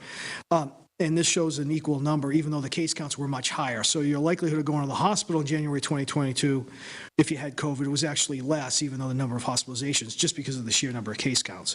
But looking over what we are now, you're not seeing it anywhere near what it was in January of 22 and January 21. So January 21 had a lower case burden. We had a lot of restrictions, masking, things were still remote and things of that nature. But if you did get COVID at that point, the likelihood of going to the hospital was a lot higher. Here, even though the hospitalizations were similar in numbers, the case counts were a lot higher. And where we are now is sort of in that medium range compared to that Omicron of 2022. Hopefully that made sense. So statewide, we're about 5,000 cases. Positivity is almost 10. 10 is a very high number. 14 deaths. Then death number would definitely have been higher with this case count prior to the vaccine. The vaccines definitely work, the boosters and so forth, and as does, treatments like monoclonal antibodies and things of like Paxlovid. So it does tend to keep the deaths down. You still will have them because you have some people that are very, very frail in society, and those are the ones that this typically is going to give the most trouble to. And then again, hospitalizations is 866. And looking at the trends, it's still, everything's an upward trend again, but the deaths are lagging as a same indicator. Again, we have treatments and vaccines and so forth. But you're looking at things like cases. So our daily case count is a little bit of a down there, and maybe a little bit of flattening on testing positively. My guess is maybe we're flattening out from this more recent increase in cases. There is, like I said, an ebb and flow to it. And hopefully with all the vaccines and the treatments that it won't, spike up any further.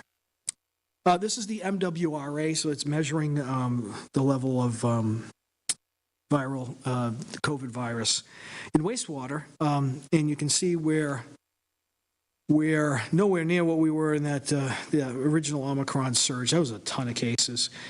We are not too dissimilar from the total case count that we saw in the January of 2021. Now, the hospitals were in a lot worse shape then. Again, of course, it was Delta, which did seem to cause more of the lower respiratory pneumonia, and also we didn't have nearly anybody vaccinated. It was just getting started back then. Looking at it a little bit closer, if you just go from this year, and this is the southern region, so this would be the South Shore and the south side of Boston. It's not on a flatwood trend yet, so there is an increase. Maybe it might be, who knows? So we're sort of similar to that. It seems like we've got this more recent increase, and maybe in a couple of weeks you start seeing this line flattening, going down. I would hope, and we'll see. So I'll keep posting this as well in the presentation. Incidence rates amongst our peers here, amongst our neighbors, Falmouth was 48.1, the state was 51.2. Some of the towns fell higher, some fell lower. They kind of been bunched up until you get to the way out in the Outer Cape. The Outer Cape, less people. Also, I think they do more rapid testing, at least originally in the pandemic. They do more rapid than they do confirmed. Again, these are all based on confirmed PCR. But that's our incidence rates, and they're all high. All high.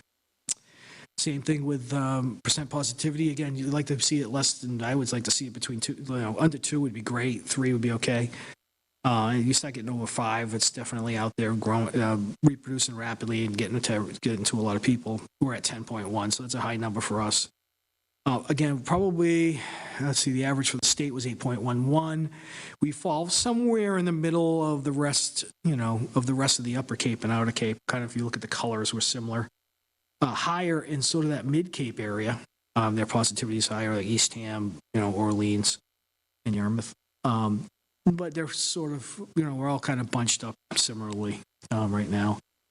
As far as how fully vaccinated individuals, this is a pretty stagnant chart. I mean, there's some cases, there's breakthrough.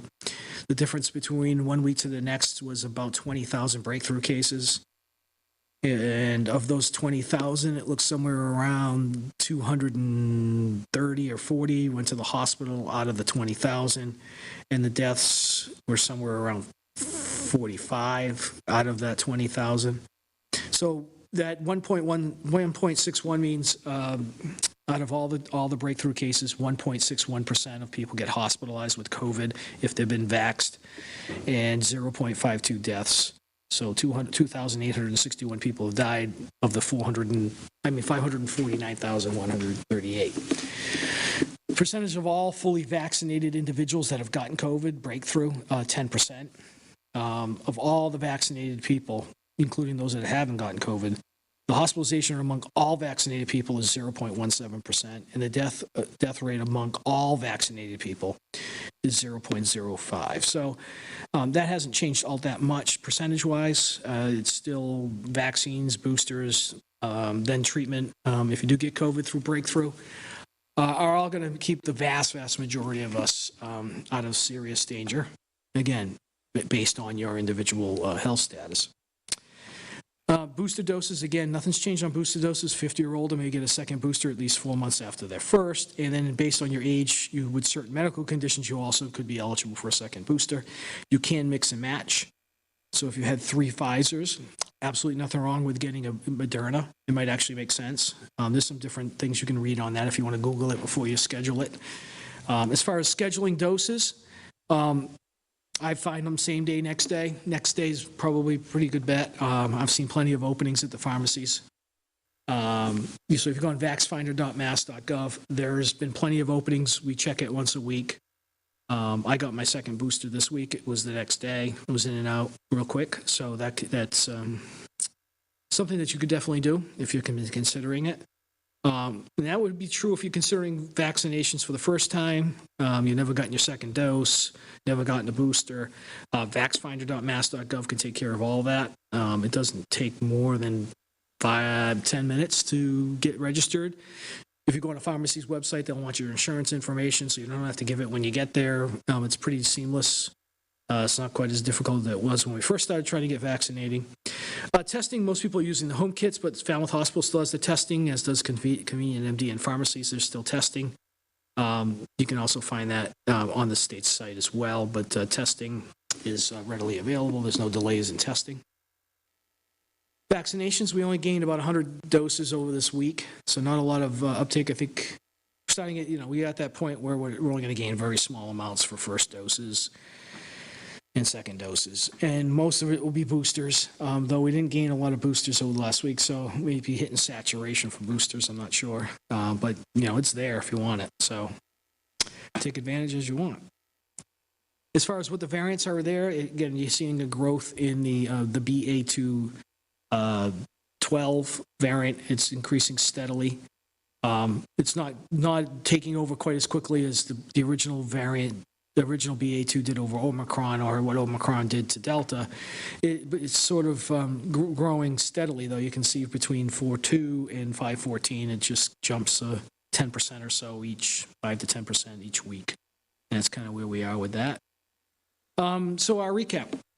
Case counts are still high again. It's high just about any which way around here. The Northeast, pretty much the entire Northeast. Not an increase over last week, so maybe that's a good sign of it's peaked. Don't know yet. A couple of days doesn't make a trend. The county, most of the state again high. Plenty of vaccine and testing capability. Second boosters for 50 or older, or less than 50 with comorbidities. No mask mandates or advisories other than the advisory to wear masks in town-owned property, which was the select board. That could be subject to change. That's where we are. I don't see a lot of towns or municipalities doing any mandates, perhaps some advisories. I don't know if that's going to change or not, but I don't see anything coming down from the state.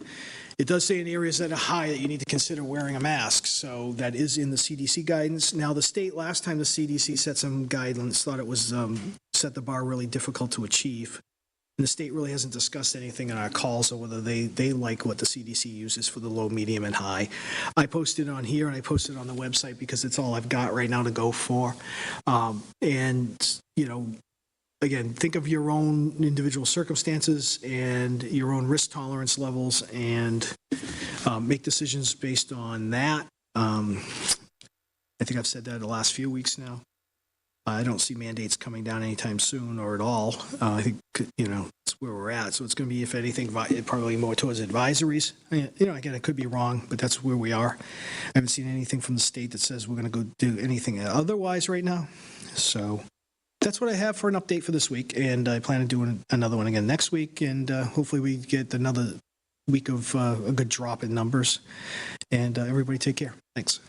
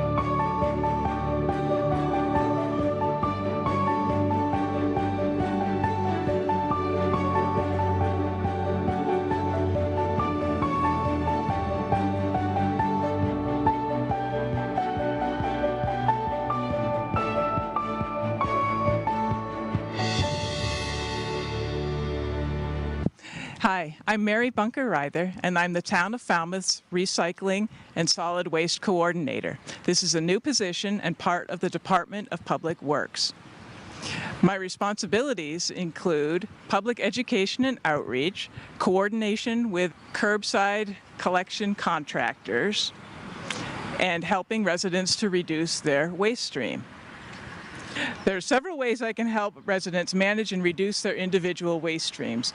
I have a short-term goal of increasing the town's curbside recycling rate from 21 to 25% by the end of 2021. By the end of 2022, I hope we will be at 30% and more in line with the rest of the state. We can all help to improve our recycling rate by removing one of the heaviest materials from our trash, which is food scraps. A 5-gallon bucket of food scraps weighs between 15 and 20 pounds. Food scraps are collected here at the waste management facility free of charge. These 2 containers are collected twice weekly by a compost company. Backyard composting is also a great way to manage your food scraps right at home. The news is that we have reorganized this gate area to make it more convenient to drop off food scraps, make donations, and dispose of waste oil, batteries, fluorescent bulbs, and other household items. You do not need a sticker for this area. We're going to start our tour here at the food waste collection shed.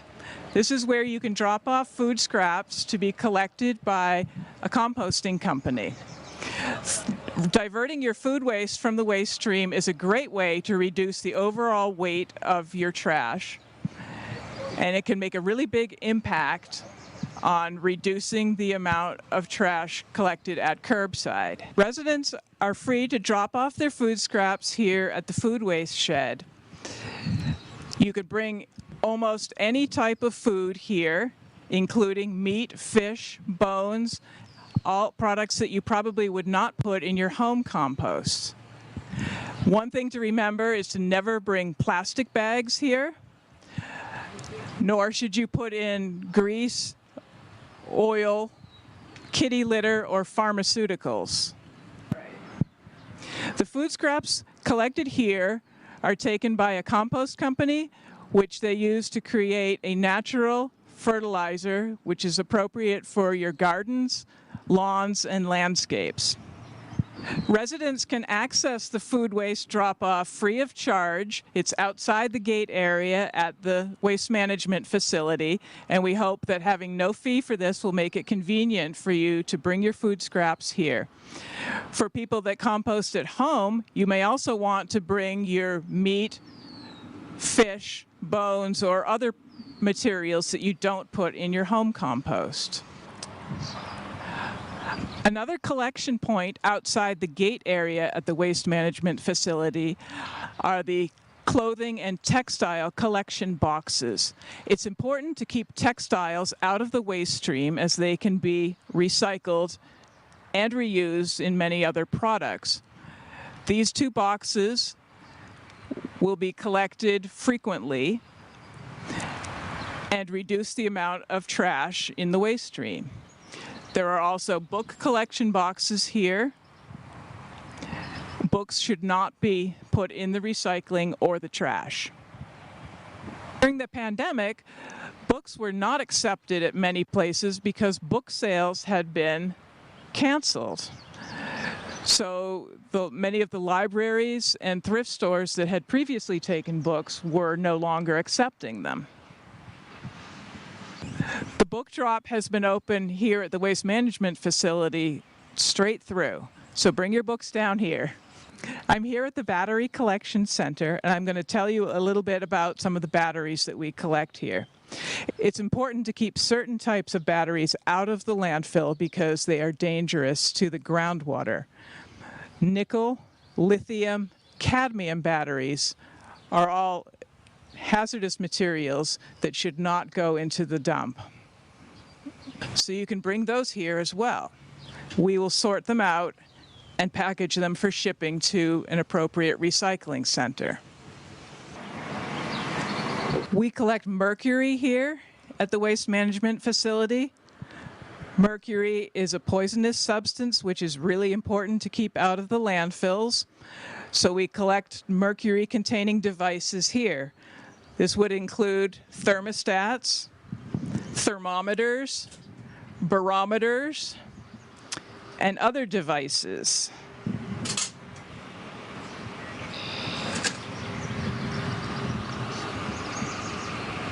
Residents can bring their fluorescent bulbs here, and they will be recycled. We also collect LED bulbs, which are recycled. LED bulbs are not dangerous and may be thrown in the trash, but if you choose to recycle them, we're happy to take them here. I'm here at the mattress drop-off box. This is funded in part by a grant from Mass DEP. Residents can drop off mattresses and box springs for $20 for each item, and they are recycled at a facility in Warwick, Rhode Island. 95% of the materials in mattresses and box springs can be recycled. Propane tanks are accepted here for a fee depending upon the size. They are either recycled or returned to use if they're in good shape. Moving down the row, we have air conditioners, dehumidifiers, water coolers. These are all recycled for a fee. Next is refrigerators and white goods. These two have a fee depending on whether you are a resident or a commercial business. Tires are recycled for a fee depending upon size. There's a furniture smash pad. Again, a fee will apply. Residents can drop off bulky furniture, including tables, chairs, and other items. They will be smashed up and then put in the C&D bin. This is the bin for TVs, computer monitors, and large deep screens. These are not to be confused with flat screens, which are picked up in another area. This is the C&D area. That stands for construction and demolition waste. Residents can drop off here for a fee depending upon the size of the load. There's all kinds of construction debris here, including a lot of wood. There's carpet, some plastic, some metal mixed in, some window frames, and a lot of sheetrock. This is the household trash area.